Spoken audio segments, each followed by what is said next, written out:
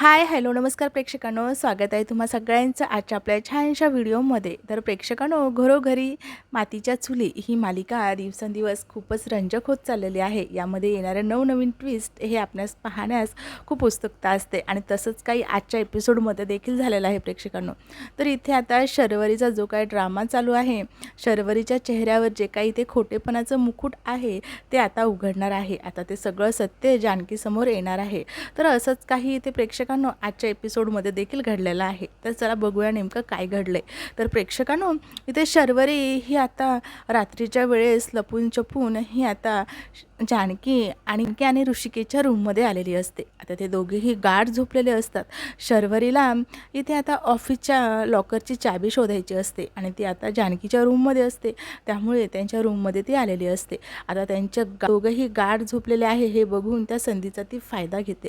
ती आता कपाटामध्ये इकडे तिकडे सगळीकडे शोधते की नेमकं जानकीने चाब्या कुठे ठेवल्या असतील असा ती विचार करत असते. एकदम दबक्या पावलाने ती रूममध्ये शिरलेली असते आणि आता कपाटं शोधते आणि त्यानंतर आता जवळच जानकीच्या बेडच्या जिथे तो टेबल असतो तो ड्रॉवर खोलून तिला बघायचं असतो आणि तेवढ्यातच जानकी ही गाढ झोपलेली असते. तेच आता ती तिची मान ही साईडला करते आणि तेव्हा तिच्या उशीखाली जी चाबी असते ती आता शर्वरीच्या डोळ्यासमोर येते आणि तेव्हा ती बोलते, चाबी ही तर वहिनीच्या उशीखाली आहे असं बोलते स्वतःच्या मनाशीच. आणि आता हळूच ती तिथे खाली बसते आणि ती चाबी काढण्याचा प्रयत्न करते. पण मात्र जानकी ही गाढ झोपलेली असते तरी देखील ती पुन्हा आता तिची मान ही दुसऱ्या दिशेने वळवते आणि तेव्हा शर्वरीचा हात तिच्या मानेखाली म्हणजेच उशीखाली हा दबलेला असतो आणि तेवढ्यात जानकी ही डोळे खोलते आणि बोलते, मला असं काय वाटते कुणीतरी रूममध्ये आलं आहे असं ती स्वतःच्या मनाशी बोलत असते. शर्वरीचा एक हात जानकीच्या उशाखाली असतो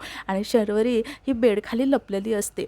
तेव्हाच आता जानकी परत झोपते आणि नंतर शर्वरी ही हळुवारपणे तिचा हात जानकीच्या मानेखालून काढते आणि चाब्या देखील काढते. आता चाब्या बघून शर्वरी खूप खुश होते आणि चाब्या घेऊन ती पटकन आता दबक्या पावलाने पुन्हा आता रूमच्या बाहेर येते आणि खूप खुश असते. तेवढ्यातच तिला राहुलचा फोन आलेला असतो. आता तिच्या फोनच्या बेलचा आवाज होतो आणि जानकीला जाग येते, नेमकं फोन कुणाचा वाजतोय. त्यामुळे ती रूमच्या बाहेर येते. तर इकडे शर्वरी ही कसाबसा राहुलचा फोन हा पटकन उचलण्याचा प्रयत्न करते आणि ती पटकन आता फोन हा उचलते आणि राहुलला बोलते, हॅलो असं पुढे काही बोलणार ती. तेवढ्यातच जानकी शर्वरीला बघते आणि बोलते, वंसा तुम्ही इथे इथे काय करताय एवढ्या रात्री. तेव्हा ती बोलते, अगं माझं ना खूप डोकं दुखत होतं आणि त्यामुळेच म्हटलं तुझ्याकडे काही गोळ्या औषधी असतील तर त्यामुळे मी तुझ्याकडे आले होते. पण नंतर तुम्हाला झोपलेलं गाढ बघून मी तुम्हाला काही नाही मागितलं आणि मी परतच तशी वापस निघाले होते. तेव्हा ती बोलते, तुमची तब्येत बरी नाही आहे का असं बोलते. तिच्या डोक्याला हात लावते आणि बोलते की तुम्हाला बरं नाही वाटत आहे का, काय झालं तुम्हाला, एक मिनटं थांबा माझ्याकडे औषधी आहे मी ती आणून देते. आणखी ही गोळ्या आणण्यासाठी रूममध्ये गेलेली असते आणि तेव्हा शर्वरी त्या चाव्या तिच्या ओढणीमध्ये लपवते आणि तेवढ्यातच आता जानकी इथे चाव्या घेऊन आलेली असते. ती तिला बोलते, हे घ्या वंसा आणि ह्या अशा खायच्या असं तिला ती सांगत असते की त्या कशा खायच्या. तेव्हा ती बोलते, हो हो मला माहिती आहे. आणि तेवढ्यातच आता इथे शर्वरीला राहुलचा फोन येतो. तेव्हा शर्वरी फोन आलेला बघते आणि कट करते. आता परत जानकी तिला काही बोलणार तेवढ्यात परत राहुलचा फोन येतो असं. तेव्हा शर्वरीला जानकी बोलते, वंसा तुम्हाला सारखे फोन कुणाचे येतात एवढे आणि इतक्या रात्री. तेव्हा ती बोलते, अगं हो तुला मी सांगितलं ना त्या बँकेवाले कधी पण फोन करतात रात्री बेरात्री, नुसतं वैताग आणि मला आणि त्यामुळेच मला इरिटेट होते असं ती बोलत असते. ती बोलते, हो वंसा पण रात्रीचं असं बाई माणसांना फोन करणं हे चुकीचं आहे. तुम्ही काय करा त्यांचा नंबर हा ब्लॉक करा. तेव्हा ती बोलते, हो. ती बोलते, हो नाही वंसा तुम्ही ब्लॉक करा माझ्यासमोर करा असं बोलते. आता इथे शर्वरी हा राहुलचा नंबर ब्लॉक करते.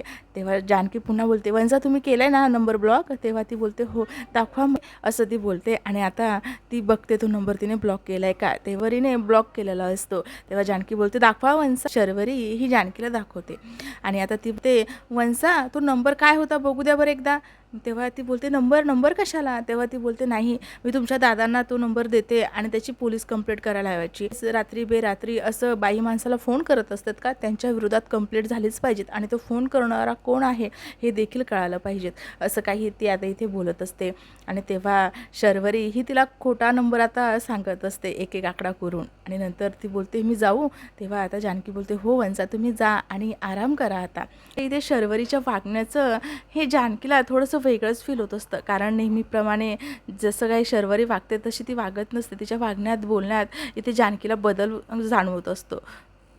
नेहमीप्रमाणे नाही, पण इथे वंसा अशा का वागतायत, काहीतरी मला बदल वाटतो यांच्यामध्ये, असं काही ती स्वतःच्या मनाशीच बोलत असते. प्रेक्षकांनो पुढे पाहणं खूपच रंजक आहे की जानकीला शर्वरीवर संशय आलेला आहे, पण मात्र ती आता या सगळ्यांचा शोध कसा काढेल पुढे पाहणं खूपच रंजक आहे. अशाच मालिकेच्या नवनवीन अपडेटसाठी आपल्या चॅनलला मात्र नक्की सबस्क्राईब करा. भेटूया छानशा पुढच्या एपिसोडमध्ये.